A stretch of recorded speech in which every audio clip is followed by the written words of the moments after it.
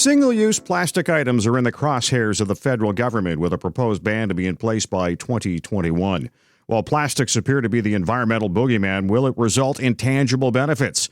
Hello and welcome to the Unpublished Cafe. I'm Ed Hand. Prime Minister Trudeau made the policy announcement earlier this month. Environmental groups, they applauded the move, while the Conservatives, well, they saw it more as a distraction from the issue that had been dragging down the Liberals. Now, this is far from new in the Western world. The city of Philadelphia is poised to bring in a 15-cent price tag on reusable plastic bags with a ban on single-use ones. The state of Vermont has brought in the most comprehensive ban on single-use plastics. Let's face it, single-use plastics were created to help with our busy modern lives, but with every convenience comes a cost. And who hasn't seen those plastic bags snagged in trees or blowing across a parking lot like tumbleweeds? Or the straw. The plastic straw became a symbol for all that is wrong with single-use products when a video was uploaded of a sea turtle having one removed from its nostril. More than 33 million YouTube views and counting. And it's hard to argue with that evidence. The Canadian Federation of Independent Business, which represents thousands of small businesses, was critical of the move, saying there was no consultation and no consideration of what it means for those businesses. Consumer advocates point to rising costs for consumers and question whether it will be effective, considering Canada's relatively minor contribution to plastics pollution.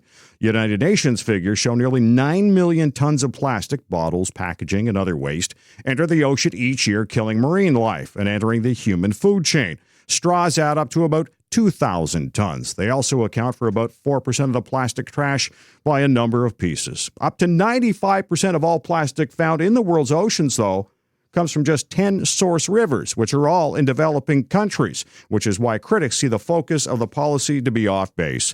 Today on the Unpublished Cafe, we're going to take a look at the political value of the policy decision with Caroline Andrew, Director of the Centre of Governance at the University of Ottawa. First, to find out more about the industry and the impacts on it if the announcement becomes reality, I'd like to welcome Isabelle Deschênes, Executive Vice President of the Canadian Chemistry Association of Canada. And welcome, Isabelle. Thank you, Ed. Who makes up? Pleasure to be here. Well, I'm glad you could join us. Who makes up the association? We have over 50 members, and they're large chemical companies, industrial chemical companies, and some brand owners and chemical recyclers. So they include companies like Dow, one of the largest plastic manufacturers in the world, Nova Chemicals, Imperial, also BASF, and groups like chemical recyclers like Pyrowave. So a broad range of companies with $58 billion in revenue and about $40 billion in exports last year. So when the Prime Minister made the announcement about this single-use plastics ban, was the industry, the association, given a heads up that this was on the horizon? We've been talking with the federal government for a good while now. We started working with them on consultations last year when the Prime Minister announced that Canada was going to host the G7 and as part of its presidency was going to focus on ocean health and marine litter. And so we worked really closely with them on the Ocean Plastics Charter in terms of providing advice and feedback. We've also been working with federal government and the provinces on the Canadian Council of Ministers of the Environment, their zero plastic waste strategy, and they're getting set this week, actually, to issue the action plan to sort of activate that strategy. So we've they understand our position on a number of things. We were given a bit of a heads up about the announcement, though we weren't really talking about bans with them. So that came as a bit of a surprise to us, but certainly the work around extended producer responsibility and thoughts around harmonizing the plastics that are collected and sort of monitoring and tracking and working closely with the provincial governments was something that we were aware of. Now, from your perspective, will a single-use ban on these, a ban on single-use plastics, will it have an impact on the Canadian environment? Well, so the interesting thing is that we thoroughly believe that bans aren't really the answer. I mean, our problem is that we have a collection issue. We have an infrastructure problem.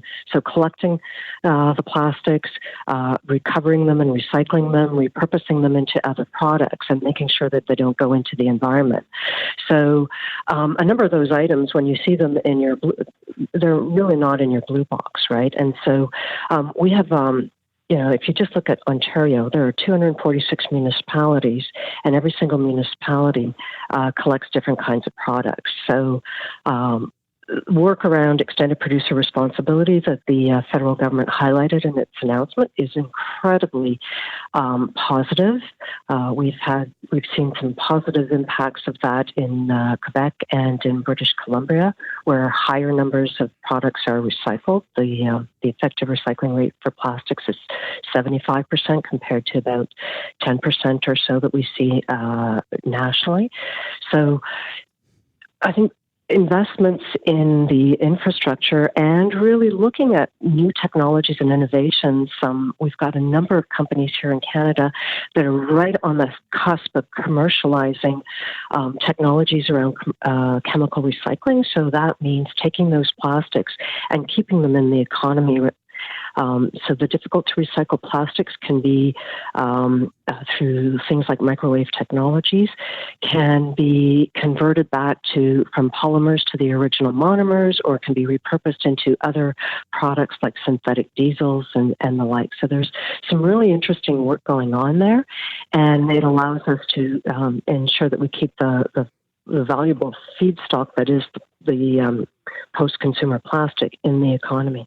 Isabelle Deschênes is joining us on the Unpublished Cafe. She's the Executive Vice President of the Canadian Chemistry Association of Canada as we talk about the proposed ban on single-use plastics.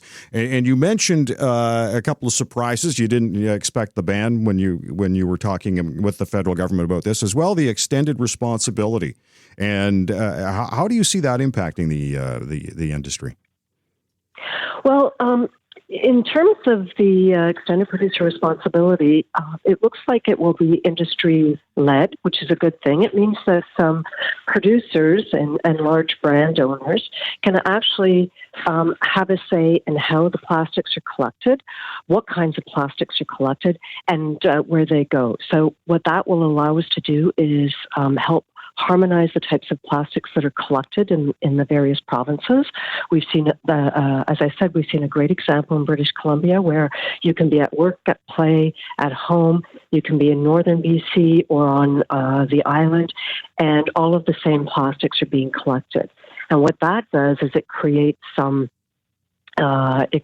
critical mass in terms of around specific plastic types, and allows us to also ensure that we're creating markets for recycled content because we're able to collect much more of it. So it stays out of landfill, collecting the right plastics that producers need in terms of the products that they're making, and also it creates that critical mass for recycled content as we think about, and as governments think about whether or not to set targets in terms of recycled content limits. You know, the association is supporting the circular economy. The Prime Minister used that phrase during his announcement. What is the circular economy, and what's the role of the association? Well, we're chemical production, right? And so 95% of all of the world's manufactured products include an element of chemistry in them, whether it's, wind turbines or wraps for your food, etc. So as part of the circular economy, the idea is that when you're you're producing the products, it goes through its useful life. Consumers can then take it in. It can either those products that are recyclable, like packaging and the like, go through a mechanical recycling approach and are ground down and create new products, such as plastic bottles, for instance, are a great example of a product that goes from being a plastic bottle to being a plastic bottle. And then those more difficult products still stay within that cycle, but they, through things like pyrolysis or chemical recycling, can be converted into new chemicals. The molecules are broken down, and therefore they can be returned into 100% plastic products, or they can be returned into diesels and waxes and granules for roofing tiles. So the idea is that you're keeping that plastic within that economy rather than it going to landfill. So you're trying to recover it at every opportunity. Isabelle Deschênes joining us from the Canadian Chemistry Association on the Unpublished Cafe as we talk about the proposed ban on single-use plastics in Canada. And I'm wondering, Isabelle, at this point, do you see this as, we talk about a ban on something like that? Will that mean the industry will no longer make anything that's single-use plastic? Well, it's one of the things before a ban can take effect, what the federal government is doing is the science to better understand the impacts of the various plastics on the environment and on human health. So, having that science in place, if the science tells us that there's a problem with one plastic or another, then there's the opportunity to put in place something to manage the plastic. Our concern when you talk about wholesale bans is that we have, we're the lowest carbon intensive chemistry industry in the world because we have low carbon feedstocks. We use natural gas liquids as feedstocks, hydroelectricity, biomass, and so other jurisdictions, even Europe and the U.S., use coal, use heavy crude, and so we're able to produce these really terrific products. And we're looking at a couple of companies here in Canada that are looking to make final investment decisions in terms of whether they will choose Canada or choose the U.S. or another jurisdiction to do their investments. So when you're having conversations about bans, you're risking the flight of those investment dollars, and those are billions of dollars and thousands of jobs for Canadians. So I think what the Prime Minister said in the announcement was they're also going to have to look at some of those socioeconomic factors and really try to understand what that means. Our member companies are a number of them are fairly large, so they'll be able to innovate and pivot and work to solve other problems. But you have a lot of the people within the plastics manufacturing chain, the ones that do the packaging and that, they're smaller to medium-sized businesses, and so that can have an impact on companies that have under 100 employees. So I think the government is being smart about really focusing on the science and taking a science-based approach in terms of understanding what the impacts are. But then they'll also have to think about, once they do come to a decision, think about what those socioeconomic impacts are going to be as well. Isabelle, I want to thank you for joining us. Oh, you're very welcome. Thank you for taking the time. Isabelle Deschênes is the Executive Vice President of the Canadian Chemistry Association of Canada. The announcement earlier this month about the ban on single-use plastics in Canada received international attention. Also saw a flub of the event with the Prime Minister sputtering an answer about how they deal with those items in his home. But the proposal has political implications, not just for the Liberals, but all parties in Canada. And to get some political perspective on the announcement, I'm pleased to be joined by Caroline Andrew. She's the director of the Centre of Governance at the University of Ottawa. And Caroline, when did the Prime Minister see this as an issue to be dealt with? I think he sees it because he knows the political importance for the young generation who, for the next election, it's really important to see whether they'll vote or not. They're maybe not so partisan as another generation, but he obviously wants them to vote. And I think this issue has real meaning for those sort of this generation that is all about social media and all about the way things are depicted in the media. And this question of the plastic has really had an enormous effect with all the things we see now in the media about how, the number of fish and kinds of fish and who are dying because their stomachs are completely blocked up with plastic. And I think this is why it has political significance, because this generation, as I say, which is perhaps less partisan than other generations, but is much more affected by a couple of issues, global warming and the persistence and the decline of certain animals and the loss of this variety of living creatures. And so I think that's why it has, why Trudeau is picking up on this, because he needs to find some winning issues. I was going to say, you mentioned that this generation is less partisan. How do you come to that conclusion?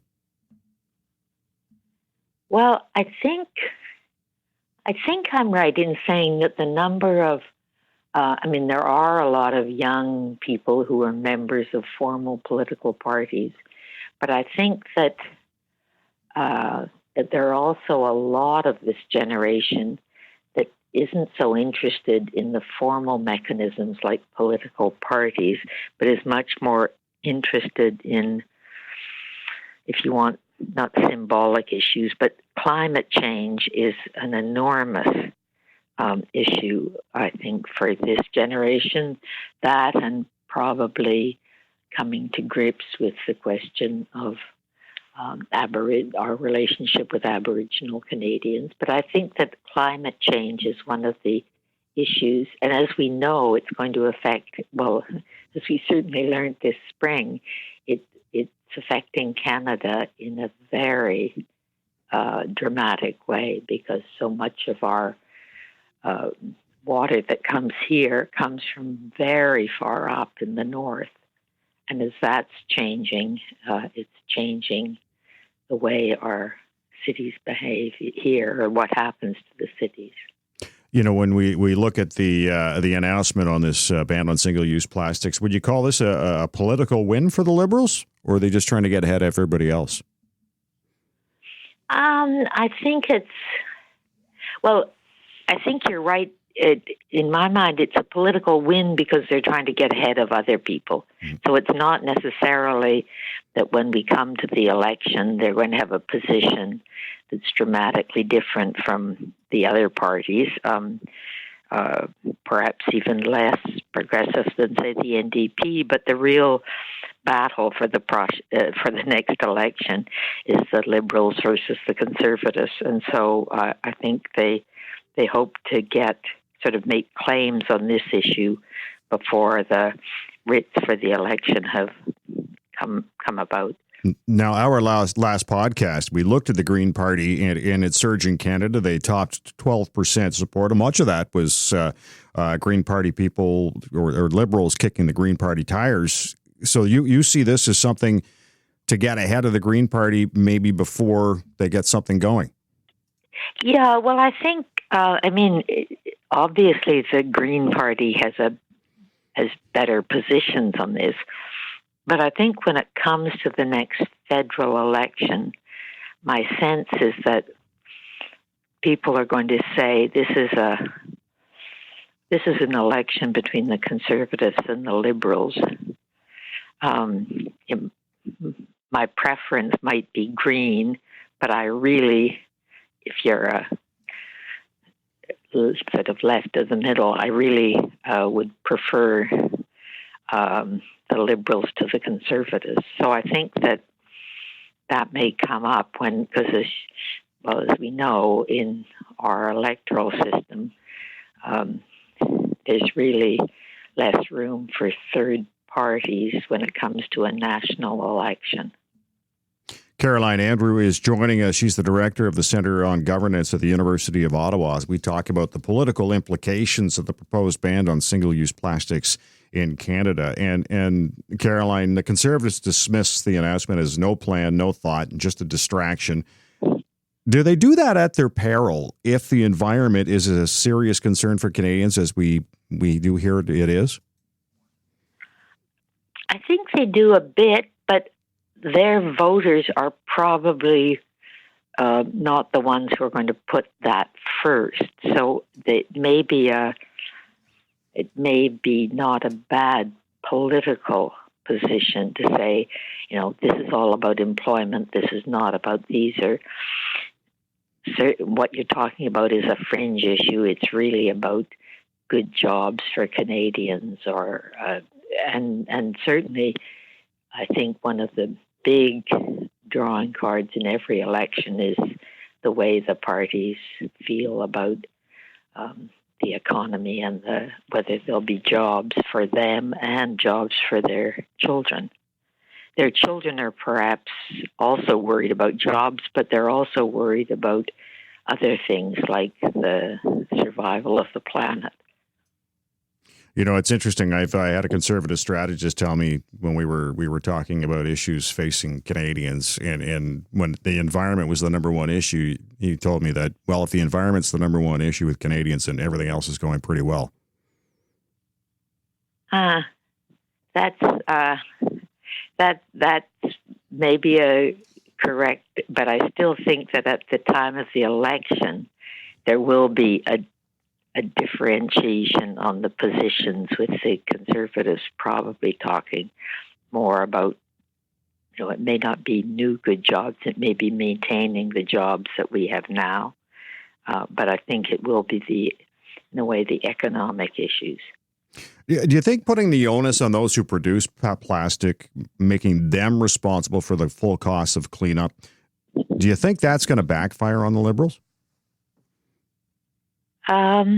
I imagine that they'll come up with a position with government support for helping those industries come up with better solutions. And that could be with some pilot projects that would be looking at small community groups who have got some new way of not using plastics, and so it could be I don't say little, but a number of projects spread across the country for relatively small amounts of money, but for doing trying to think of new ways to get what we want without using single-issue plastics. So I think they could do it in a number of ways, and still, I think, come up to looking perhaps more interesting to that young generation of voters, or at least that's certainly what they hope they could do. There's been an awful lot of international attention to this announcement. Do you think that was part of the reason for doing it?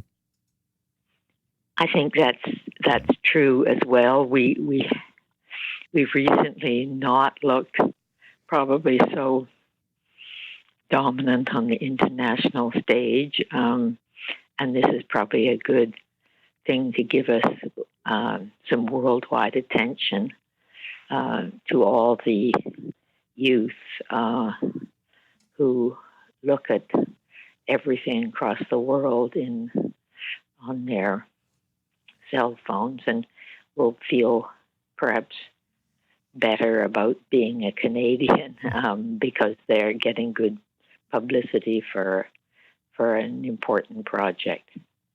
Caroline, I want to thank you for joining us. Not at all. Always a pleasure. I want to thank Caroline Andrew, Director at the Centre of Governance at the University of Ottawa, for her analysis, as well Isabelle Deschênes, Executive Vice President with the Chemistry Association of Canada. And now it's your time to chime in on this issue. Why do you think the Liberals announced a ban on single-use plastics? A distraction from scandals and gaffes. The environment is a key issue for the federal election, bringing back Green and NDP supporters who voted Liberal in 2015. Or international pressure. You can make your voice heard and let us know by logging on to the unpublished.vote and choose one of those options. I want to thank you for listening to the Unpublished Cafe. I'm Ed Hand.